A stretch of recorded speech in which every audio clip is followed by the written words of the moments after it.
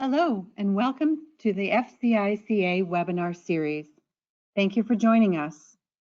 This webinar will be recorded and housed on FCICA's educational portal.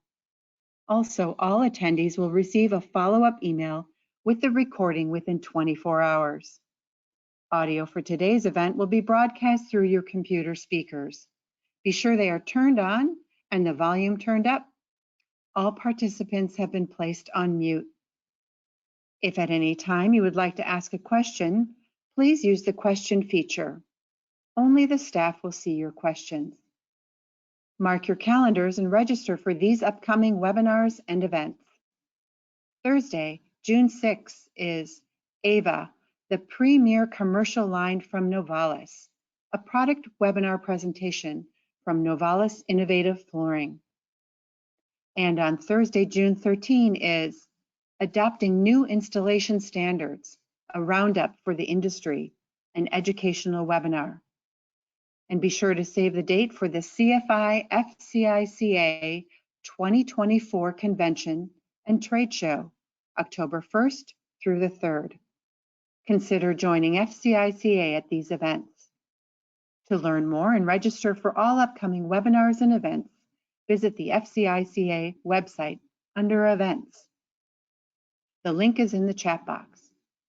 Thank you for joining us today for Preventing Moisture Problems Before they Occur.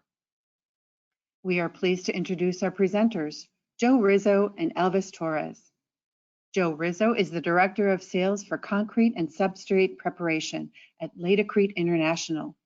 He leads the efforts of the US and Canadian teams in the sales of surface preparation, moisture control, and the SuperCap network of mobile pump trucks for high-volume, rapid delivery of self-leveling underlayments and overlays.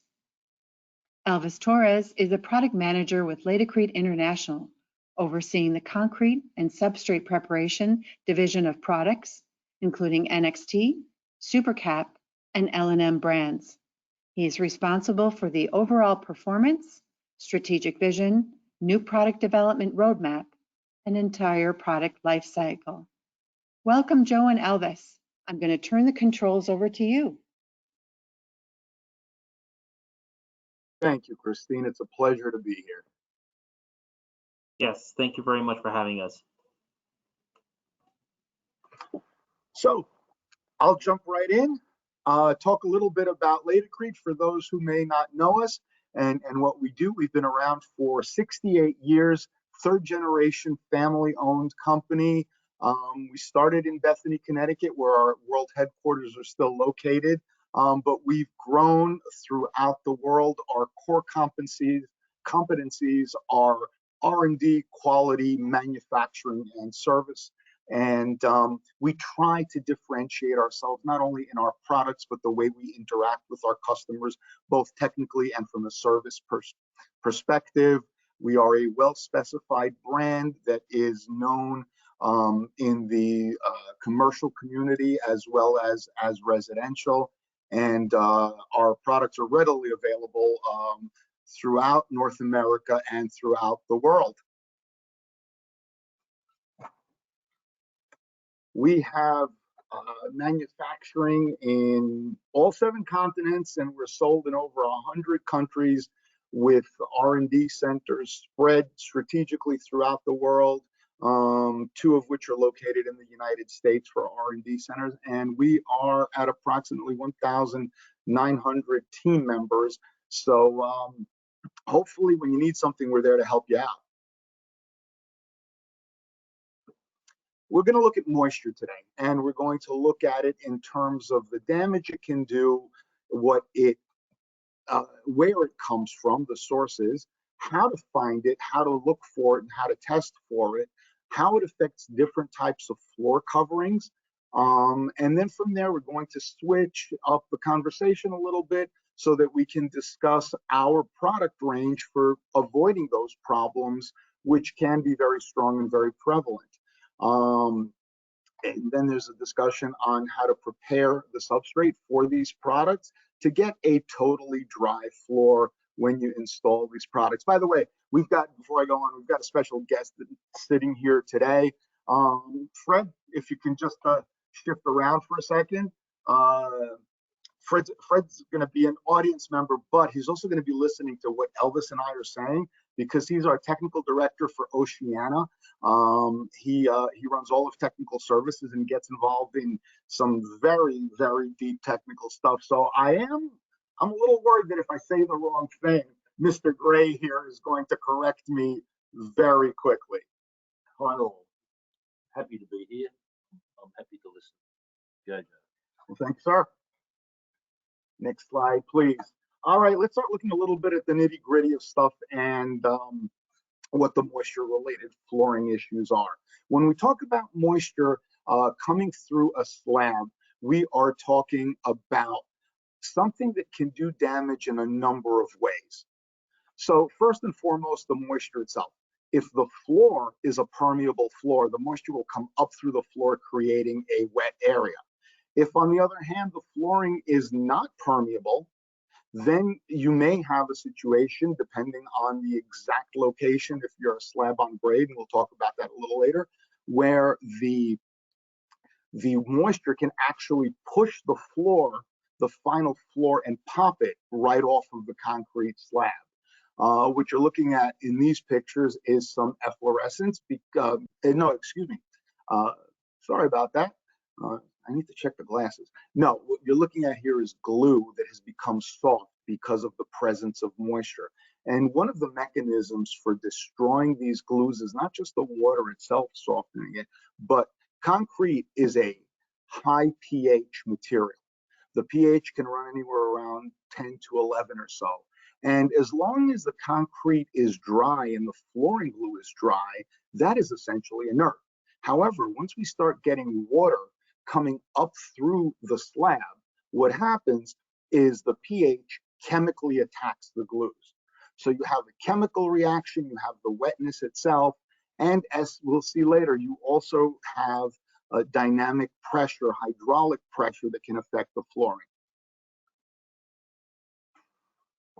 The first thing that we can do to control moisture is have a concrete mix design. If we're doing new construction, we have that choice.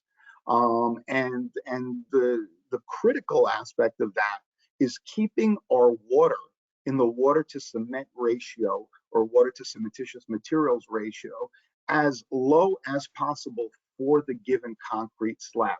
That tends to make concrete less porous. Make no mistake, concrete on its own may be rigid, may be strong, but it is a porous material.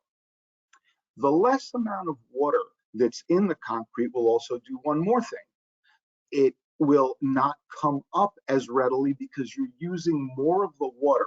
Cement and concrete does not dry, it hydrates. It reacts chemically with water to form new materials, which is what we know as hard, dry concrete.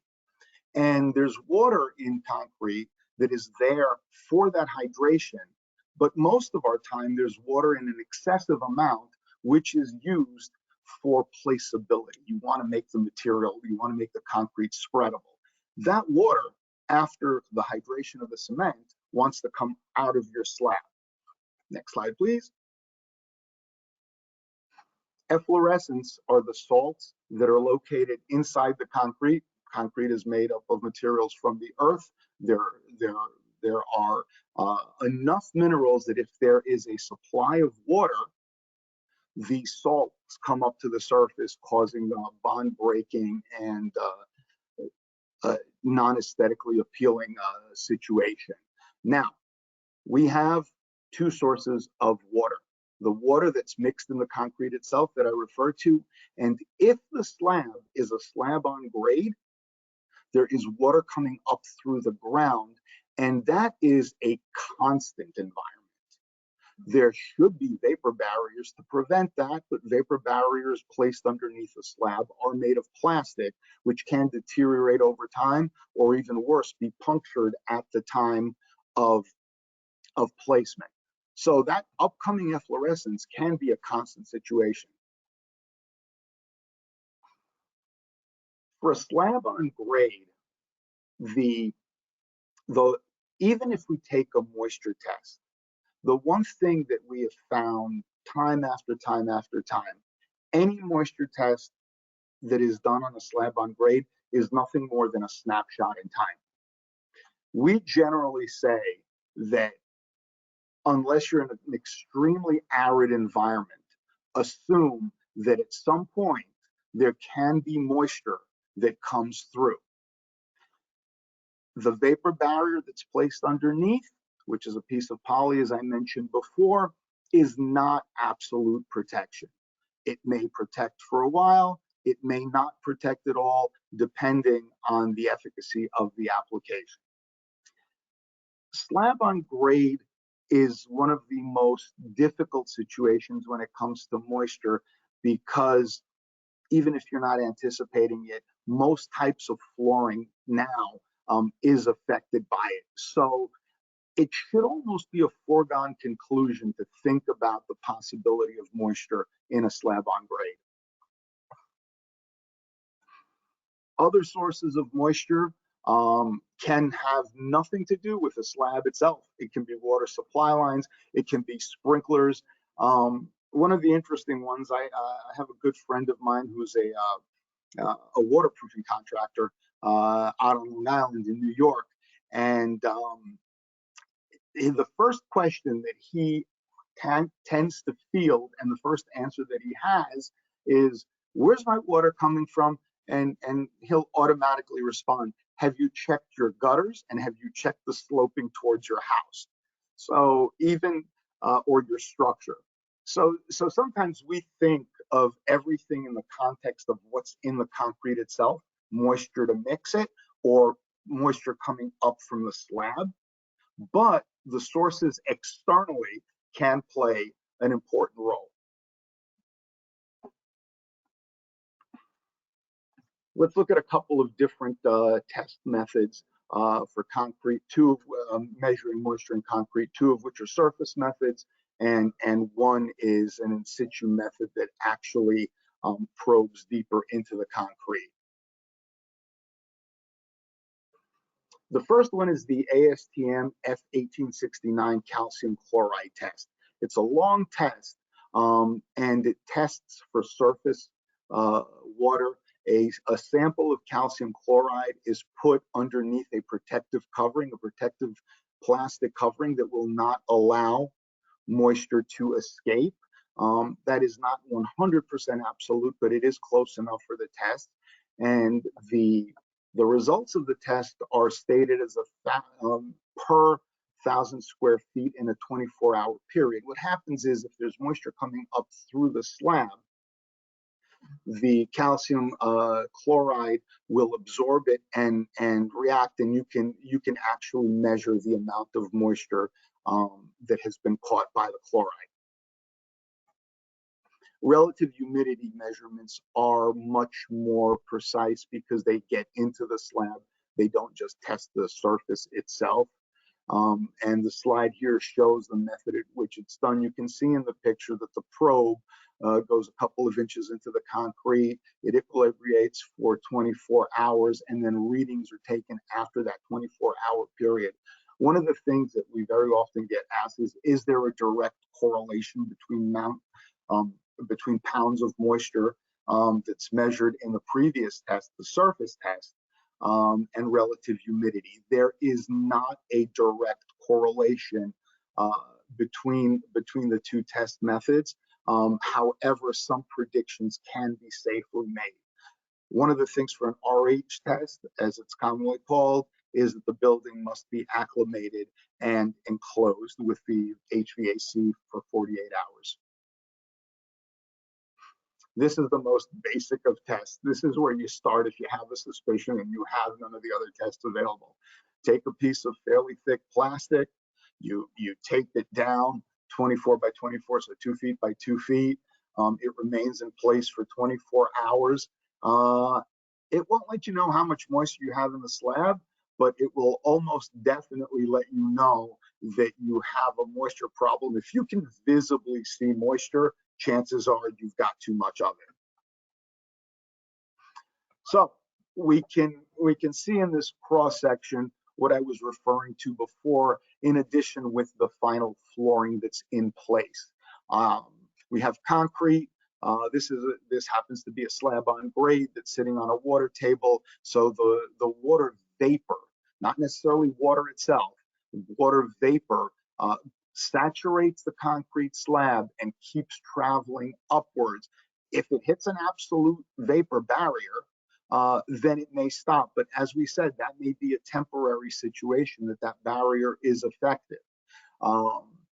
Once that water gets through the slab, a couple of different things might happen.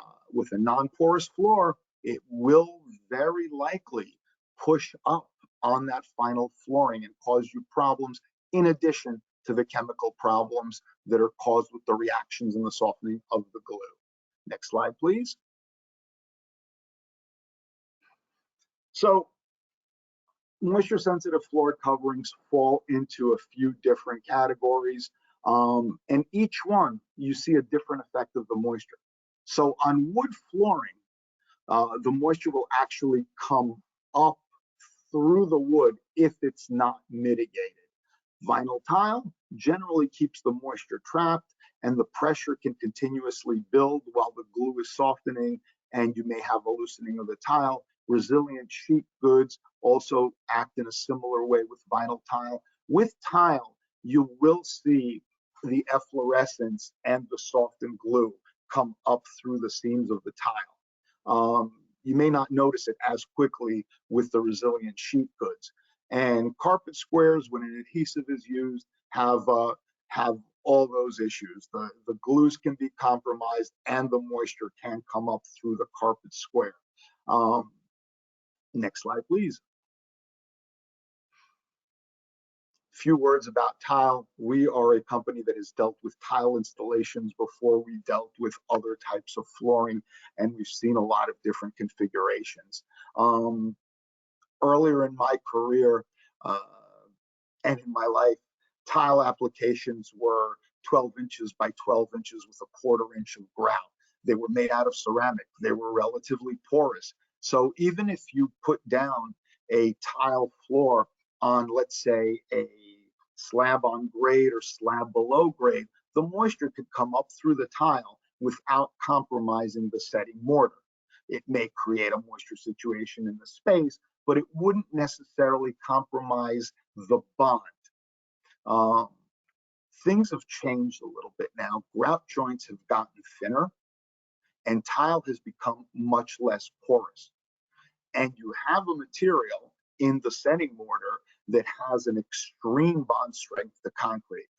So what will happen is the efflorescence that we were talking about before and the other byproducts of the moisture problem will come up through a skinnier grout joint, but for the most part, they will also keep building pressure constantly up underneath that tile floor. What we suggest is that you consider this a moisture problem potential for these types of tile applications, which are most tile applications, because tile sizes have been going up and up and up, and porosity has been improving for a number of years in terms of less porosity, which is good for the tile, but it's also good at trapping moisture. Next, please. So this brings us to, how can we take care of these problems? What are the products and the methods? And Mr. Torres, it's all yours. I appreciate the cue up, Joe. And that was a lot of great information. And to Joe's point, we're going to be talking about what products we currently offer at LATICRETE, and also just the means and methods of installing them. So we have 3 different moisture mitigations systems that we offer currently. So our first one, our introductory one, is our VaporBand E. E standing for epoxy. So this is a 2-component A and B, which is mixed together. So this, and same as the other 2 products I'm going to be talking about, exceed ASTM 3010, which is a very aggressive test that pretty much, you can go up to 100% RH. And then also bring down that pressure from 25 pounds to below 3 pounds. So all these products are going to be approved for that application. The VaporBand E, because of it's slower curing chemistry, we offer that in the 3 and the 5 gallon units. So our 5 gallon being the most popular one. But again, very easy. Just you will mix the A to the B, and it's a great flowing product, and you'll see that coming up. But cure time for this product is roughly around 12 hours. So once you apply this product on the floor and it's curing, you're going to wait about 12 hours before you're going to jump back on top of that. You can apply an adhesive to that, to your final flooring, if the flooring doesn't need any self-leveling, or you can apply one of our primers on top of it, like our prime and bond, and then self-level on top of that, the coating. So then knowing that everything above that coating is going to be protected from that moisture that's being driven up from the ground up. Moving on, we have our VaporBand ER. So that's going to be standing for Epoxy Rapid. Same great performance, F3010 approved. In it for the worst of the applications that you can throw in at it. So, but this one's a rapid curing product. So that's while VaporBand E cures at 12 hours, the VaporBand ER is going to be curing at around 3 hours. So, you know, you're cutting down that time quite significantly when you're comparing the two. But again, it's every product suits its application. So if you have the time to wait, VaporBand E is your product. And if you're in a little bit of a rapid process, maybe like a medical center, anything that's health related usually has very quick turnaround times because they don't want to keep those rooms and locations shut down for a very long time. Then the rapid products become great. And because of the rapid curing characteristics, we do try to keep those at a smaller unit size. So this one's VaporBand ER is provided to you at a 3 gallon unit.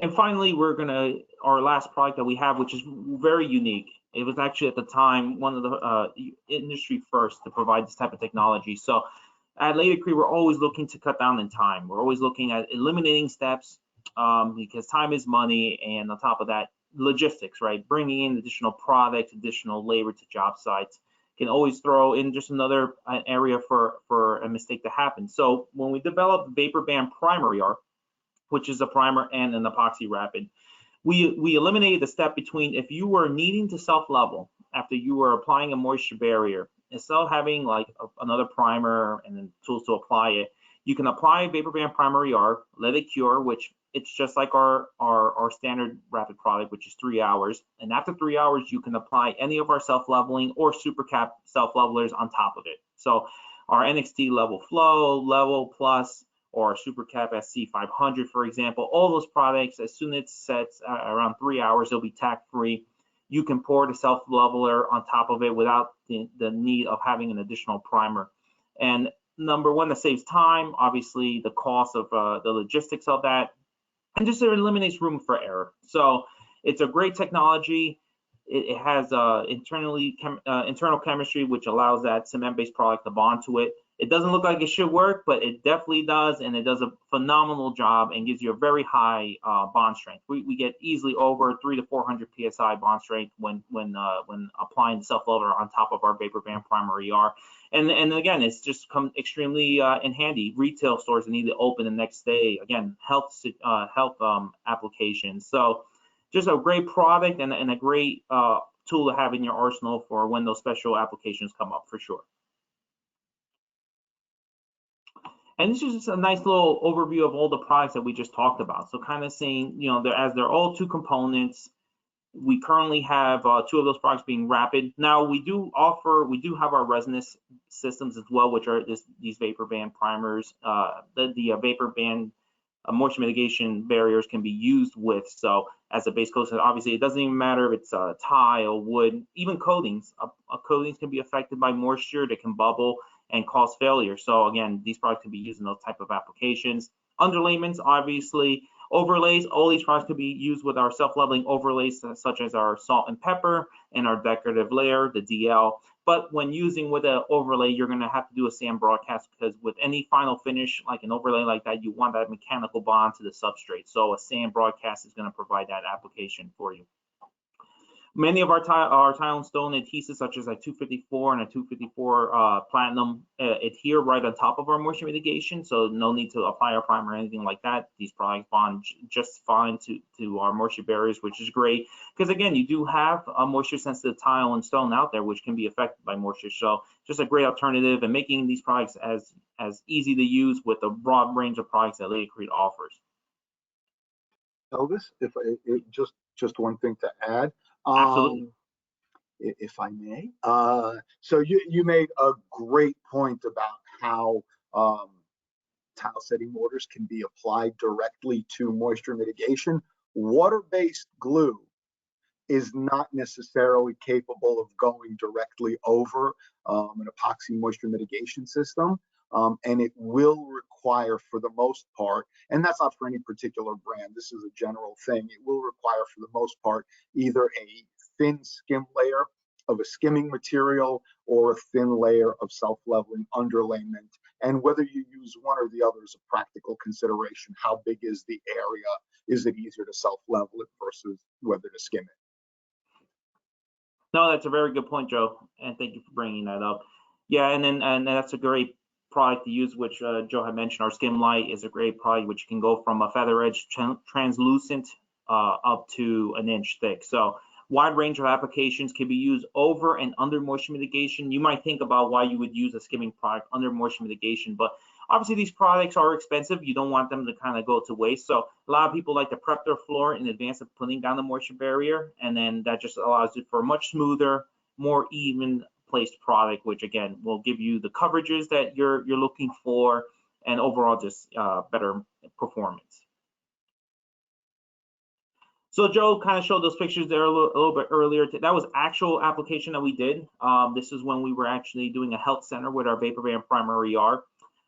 They had applied a system beforehand, but did not place a moisture barrier. And this is in Florida, so Florida is quite known for having a lot of moisture issues, just due to where they're located. So that was a next day turnaround time. So that glue was all removed, and it could be removed in a number of ways, which we were actually going to show in this presentation here. You have planetary grinders, you have bead blasters, you have multiple different products that can be used to remove these type of contaminants. And in this project, actually all three were used. So it was a great application to kind of show all the different products. So getting close to the corners, you're going to be using hand grinders with vacuums or a very small grinder like you're going to see here. And it just starts removing that adhesive, which actually, as soon as you expose it again, will start curing because you're exposing it out to the atmosphere. So it's going to probably start getting hard and everything like that. So you want to get that off. Any type of bond breakers like that will definitely could potentially impede the adhesion of the barrier to the floor. And then you go from a small unit like this to a massive one, as you can see. So these are extremely heavy, putting down a lot of head pressure, which really allows the diamonds in the blades to really cut through that mix and get through contamination. Even through many years, a lot of these locations have had flooring placed over it and over and over and over. So I mean, you don't know really what you can be getting yourself into. So prep is extremely important. And with our moisture mitigation, VaporBand level E and ER require a surface prepper of around 3 to 5, CSP of 3 to 5. So there's actually these great little plastic cards which you can get and actually compare those cards to the floor and see that if you're getting the type of texture that you're looking to get. Our VaporBand Primer ER is a great product because of the fact that it actually doesn't require that much prep. You can get down to a CSP of 1 as long as there's not any bond breakers or contamination in the slab. You should be okay. So again, another just a little bit of a quicker turnaround time with the VaporBand Primer ER, allowing you to kind of do not as much surface prep. This is a shot blasting machine, so this is pretty interesting. It shoots small steel beads into the ground at very high speed and gives it a very nice profile. Again, these beads can be adjusted and everything like that, and giving you a CSP range of a large range of CSPs. But you go around with a magnetic rake and collect all these beads because obviously they're going to be all over the floor and you don't want to leave those there. So you're going to be doing a couple passes. That concrete's going to be getting that profile with the beads, and then you're going to have to turn around with the magnetic rake and pick them all up and remove them from the surface. And you're going to see a great before and after shot. So that's basically what we started with and what it ended up being. So a perfect substrate to start applying your moisture mitigation. Nice, flat, good prep, so the adhesion is going to be there. And then this is where we're going to start trying to mix the units, which we're going to go over the simple process of doing that. So you're going to make sure all your material is temperature controlled. This being a chemical reaction, if you do leave this out in the sun or in a very hot room, the hotter the material gets, and that's not only with epoxies, just other chemically cured products, you're going to speed up that process of the cure. So if you want to have the amount of time which is stated on the product data sheet to work with it, you're going to want to condition that material in advance and make sure you have all the tools right there to use. You're going to need a notch squeegee. Yeah, and you're going to also need a nap roller to back roll, because once you're applying these the product down with the squeegee, you're going to have some ridges, which you'll see right now. So you'll mix the A to the B and mix for 2 to 3 minutes. We like to stop in between the mix to scrape down the side of the cans. It just makes sure that both chemicals are really being utilized fully, and you're having a 100% chemical reaction there. So we like to pour one into the other, and then in between the mix, maybe at a minute and a half, stop and just scrape the sides down with like a paint scraper or anything like that to just make sure that both are being utilized very well. You're going to pour ribbons of the product onto the floor, and that's when the notch squeegee is going to come right behind it. Now you're going to want to put down about 16 mils worth of this product onto the floor. So there's multiple different squeegees out there that give you different millages. So once you find that squeegee that's going to give you that 16 mils, you're going to push that up, that material, and it really flows nicely. So you're not going to feel a resistance or anything like that. You're just going to want to push the material either going forwards or backwards. So you may drag the material with you or push it forwards, but always keeping that line, as you can see in the middle picture, nice and straight.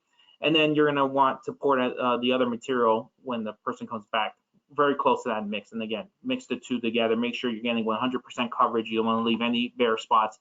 But you can see that with the concrete being lighter in color, you can start noticing that, where if you've missed a spot and so on and so forth. But having 2 people would be great, depending on the area. You have to gauge the project for what its size. If you have multiple, if it's a pretty large area, this material, especially the rapids, do cure quickly. So you're going to want to make sure you have the adequate team to apply these products down.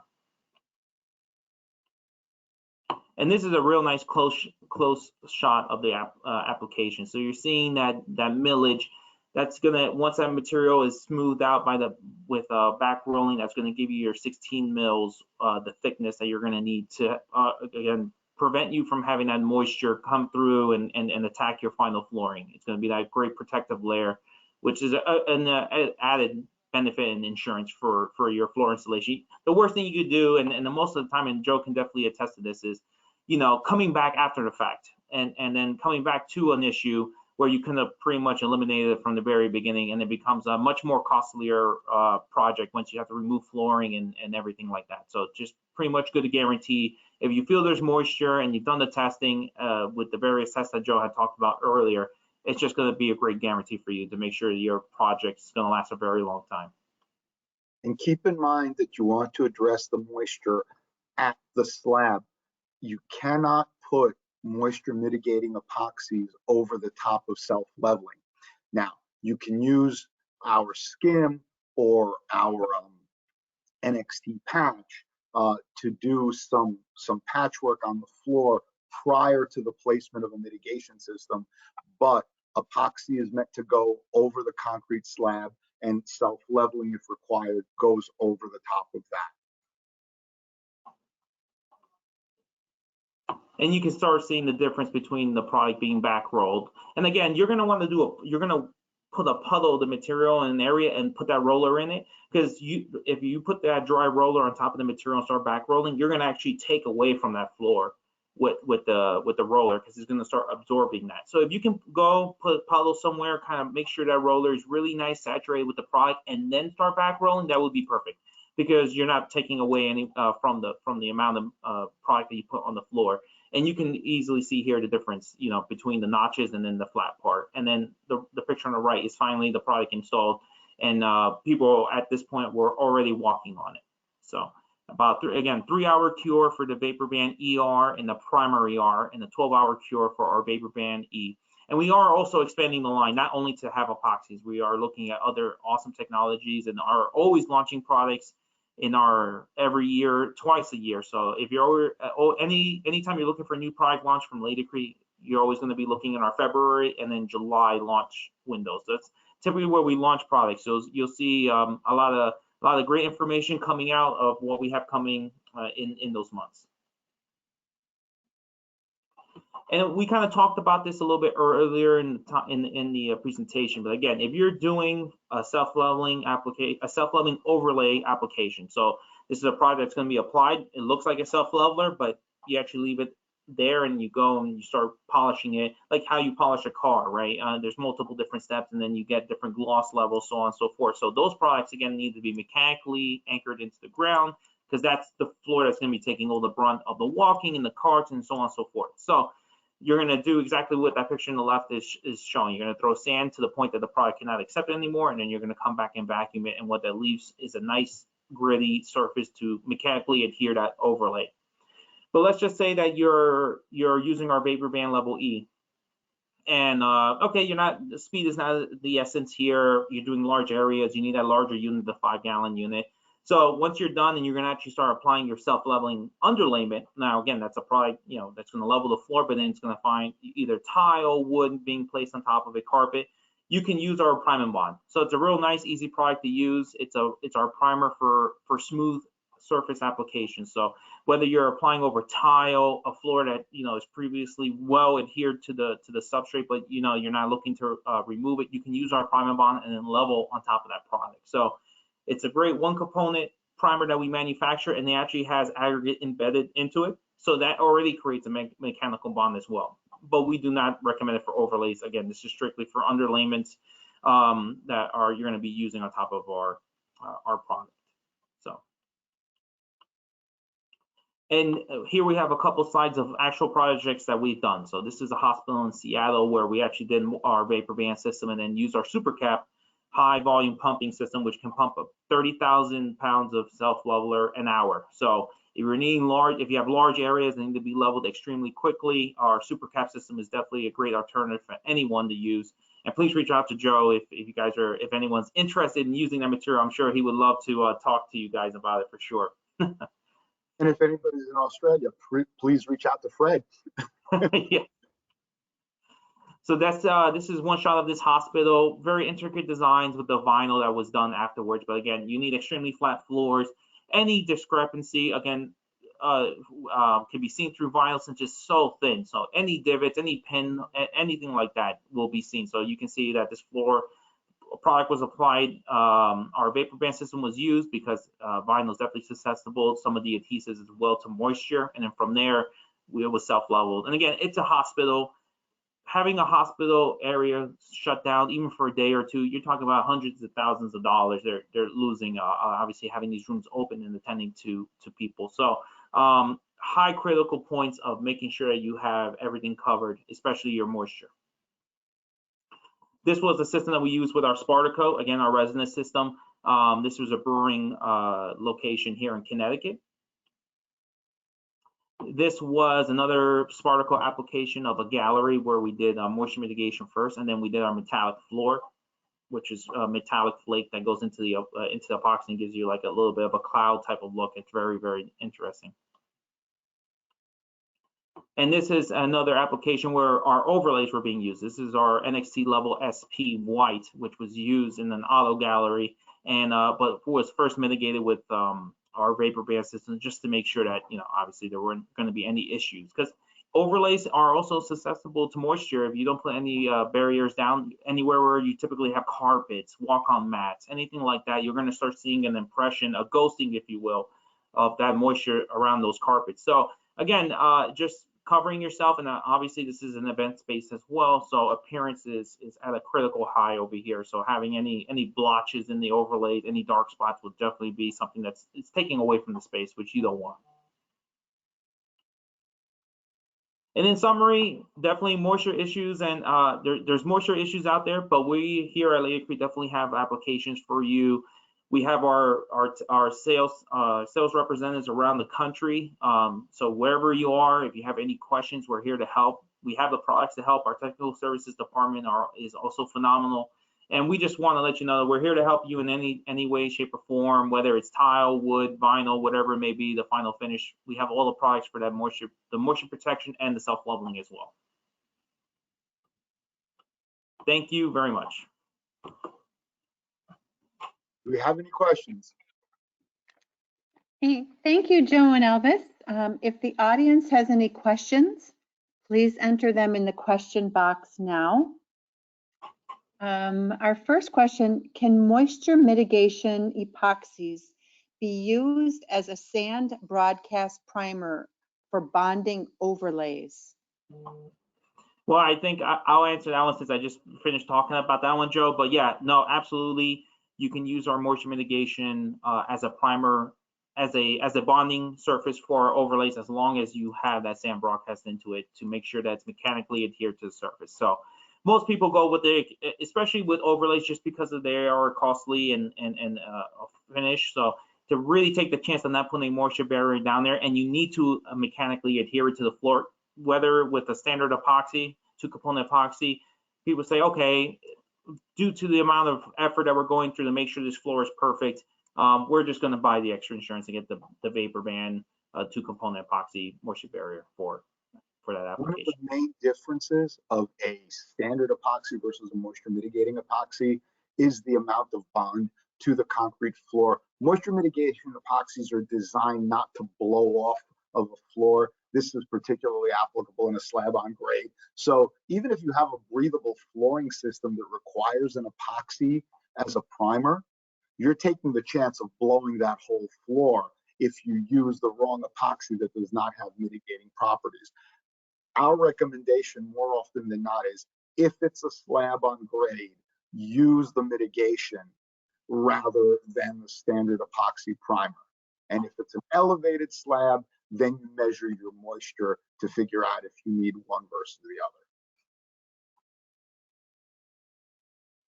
Thank you. The following question is related. It says, thanks, great presentation. I want to be clear about your 2-part epoxy coating. I have dealt with bonding issues in the past when we install over epoxy coatings. Is it okay to put adhesive and flooring directly on top of your epoxy coating and get a warranted bond? So if you're using a flooring adhesive that is water-based, which is a very large percentage of the adhesives that are there, and we're not talking about tile setting mortars, which are cement-based. We're talking about acrylic glues. We're talking about all sorts of chemistries where there's a moisture in the glue that needs to be absorbed for that glue to set properly. You absolutely, positively need some type of cementitious kiss coat, a thin layer of cement that I mentioned before that will, and that's the purpose of it. It will absorb the moisture that's in the glue and allow that glue to set up properly. Because the bad part about a moisture mitigation system in this particular context is when you need it to absorb water, it doesn't. It's not selective top and bottom. So with our Vapor Band E and the ER, you're going to need a primer for self-leveling applications. So our Prime Bond, again, is a great primer to recommend. So if you're applying a self-leveling underlayment to E and ER, for sure that's an option. Our premium tile adhesives on the tile and stone side, such as our Multi-Max, our 254, our 254 Platinum, those products should just be applied right over the moisture barrier, and there's no need for a primer. But again, it's selective adhesive, so please reach out to us and we'll let you know which ones those are. And finally, the one product which allows you to bond the self-leveling underlayment without the use of a primer is the product that has the primer in the name. So the Vapor Band Primer ER. So that's the only one that you can eliminate the step. But the other two, which are primarily used, are going to be the E and the ER, which you need a primer. There was a comment made on the previous discussion. Some water-based adhesives will bond to non-porous surfaces without primers. Awesome. No, that's okay. That is good. That is good to know. Yeah, technology is always progressing. Um, we're just trying to talk about the potential problems as opposed to speaking to individual adhesives. So yeah, the fact that some water-based glues can set without having that kiss coat of cement is good for everyone to know. So thank you to the commenter. Yeah, technology is always evolving, so we have to keep up with that. Next question. Does LATICRETE offer a solution or coating to enable to go over a slab that has been chemically abated?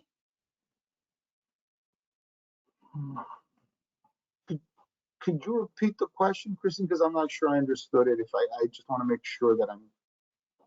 Sure. Does LATICRETE offer a solution or coating to enable one to go over a slab that has been chemically abated? So when I think of something that's been chemically abated, I'm assuming that the question is if there's a residue of the chemical that's used for the abatement, or whether we're abating the chemical itself. So I'll answer to both. Any substance that's on the concrete can be a bond breaker if it's not an integral part of the concrete. And therefore, that's where mock-ups come in to be really useful, because yes, there is very likely, very possibly a solution from the many product choices that we have that can be done. If the question is if there's something integral to the concrete which may act as a bond breaker, there are a number of those situations where, again, yes, we do have a solution for that. We recommend a discussion case by case, and more importantly, a mock-up of the actual stack-up of products to make sure that there's a bond and a proper correction. No, yeah, I have to jump on that too. So obviously, every situation is unique and will require potentially some special application, but we do make products and special primers. We do have a primer in our Spartaco line, which is our Prime and Go, which is a primer that's utilized for tough situations where maybe prep is not available, or there may be some type of oil contamination to the slab. So very unique application. We have a solution for sure, and if you have any questions, please reach out to us, and we may have a product that could help in that situation. So. Thank you. Next question. Do you need moisture barriers if you're using 100% RH tolerant flooring glue? Great question. So, and it's one that has a couple of different answers. 100%, we were talking about technology progressing before, and 100% RH resistant glues are a great advent in flooring. Keep in mind, and again, welcome any comments if there's something other than what I addressed. But of the 100% or high moisture tolerant glues, those are pass-through systems.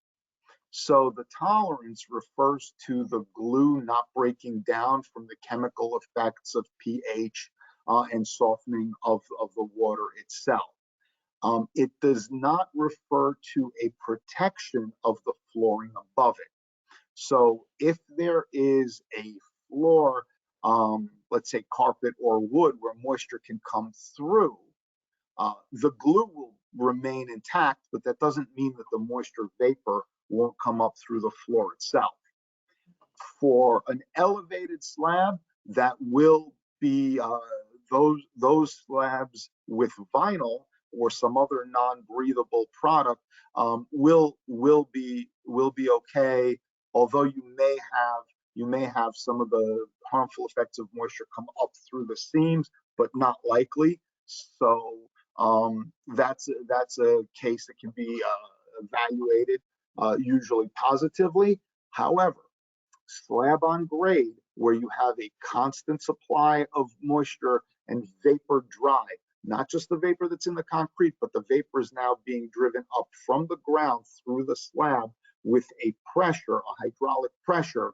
The 100% tolerant adhesive, as far as I know, will not prevent the pressure buildup underneath the floor. Okay, thank you, Joe. Next question. Is a slab in a basement different than on upper floors? Good question. Slabs in basements tend to be on grade or below grade. So it's that second condition that we discussed, that in addition to the water in the concrete, there's a possibly constant feeding of water coming up through the slab. So yeah, basement slabs are slabs that are on or below grade, and elevated slabs, the moisture that we're worried about is the moisture in the slab itself, not from a secondary source usually. Yeah, that's why you see a lot of those applications in garages or basements. You see sump pumps because the fact that there's always a constant water or potential of that happening. So, Gentlemen, that is all the questions that were submitted. So if there aren't any more questions, that concludes today's webinar presentation. Again, thank you, Joe and Elvis. thank you very much for having us. Thank you for the great work that the FCICA does. You guys provide such a wonderful platform of education, knowledge, networking, and we are happy and proud to be involved with the FCICA. Thank you. Thank you, Joe. And a quick message to our SIMs who have attended this live webinar. One product demonstration CEU will be entered on your behalf, provided there was full attendance. And just a reminder, the link to the event listings is in the chat. Click on it now to be directed to the website to learn more and register for all upcoming webinars and events. Thank you so much, gentlemen. That concludes. Thank you, everybody, for joining us today. That concludes our presentation. Enjoy the rest of your day. Thank you very much. Hopefully we see you at the next FCICA event. Thank you. Bye-bye.